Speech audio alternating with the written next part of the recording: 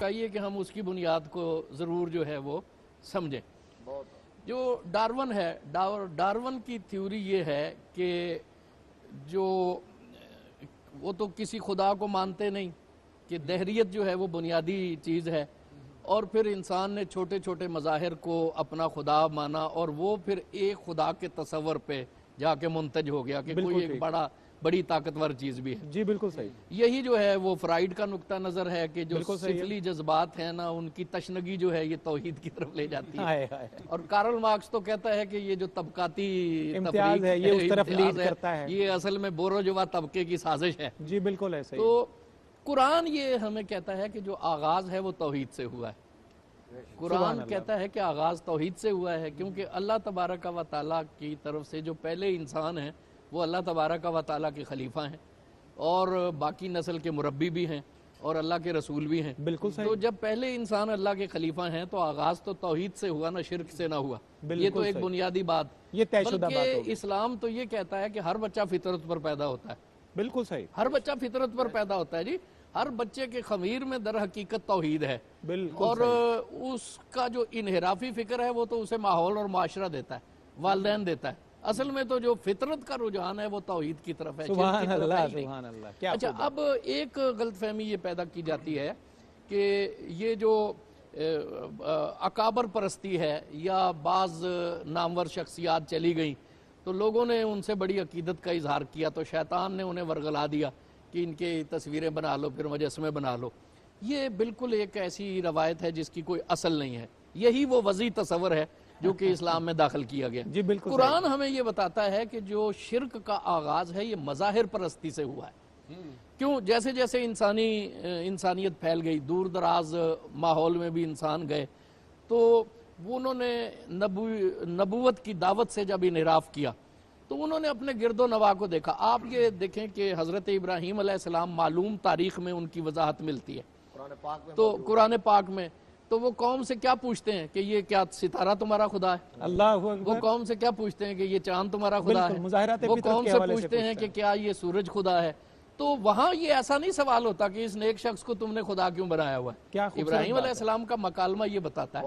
اور دیکھیں حضرت سلیمان علیہ السلام کو جب یہ اطلاع ملی کہ ملکہ بلقیس جو ملک سبا کی ملکہ ہے تو اسے کیا بتایا گیا آپ کو کہ وہ سورج کی پوجا کرتے ہیں. تو یہ مظاہر پرستی سے توحید شروع ہوئی ہے. اور آپ یہ بالکل جو ہے مظاہر پرستی سے شرک شروع ہوا ہے. اور یہ کس لیے کہ انسان جب بکھر گیا تو اس نے کسی چیز کو چمکتا ہوا دیکھا تو اس نے محسوس کیا کہ میری افادیت اس میں ہے. بالکل صحیح. اس نے کسی درخت کو مفید پایا تو اس نے اس کو کوئی کہا دیا کہ یہ آسمانی مظاہر کا یہ ہے. اور یہ دیکھیں کہ جو عربوں میں بت تھے وہ در حقیقت مزید تحقیق کی جائے تو وہ ستاروں کے نام تھے، اور ان کے نیک افراد کے نام نہیں تھے بلکہ وہ ستاروں کے نام تھے. حتیٰ کہ بڑا بت ہبل، یہ ہبل جو ہے یہ اصل میں بال سے عربی میں آیا ہے، اور بال یہ ہے زحل سے. زحل ستارے کا نام ہے عبرانی زبان میں. بہت اچھا. اور عربوں میں یہ جو ہے یہ مظاہر پرستی آئی ہے. عمر بن لوہی نام کا ایک شخص جس کا تعلق بنو خزاع سے تھا. حضرت اسماعیل کے بعد بنو جرہم نے کعبہ کی تولیت پہ قبضہ کر لیا، پھر بنو خزاع نے ان سے چھڑایا. عمر بن لوہی اس وقت سردار تھا، وہ کسی بیماری میں مبتلا ہو گیا. اسے بتایا گیا کہ بلقاء کے مقام پہ ایک چشمہ ہے، جب آپ وہاں جائیں گے تو اس کے پانی سے غسل کریں، آپ شفا یاب ہو جائیں. بالکل صحیح. وہ وہاں گیا. بلقاء کا مقام بھی وہی ہے جہاں پہ حضرت ابراہیم کی دعوت کا ظہور ہوا، یعنی شام کے علاقے. جی بالکل درست. تو اسے اور کئی ایسے پانی ہوتے ہیں جس میں کیمیائی عنصر ہوتے ہیں، لوگ شفا یاب ہو جاتے ہیں.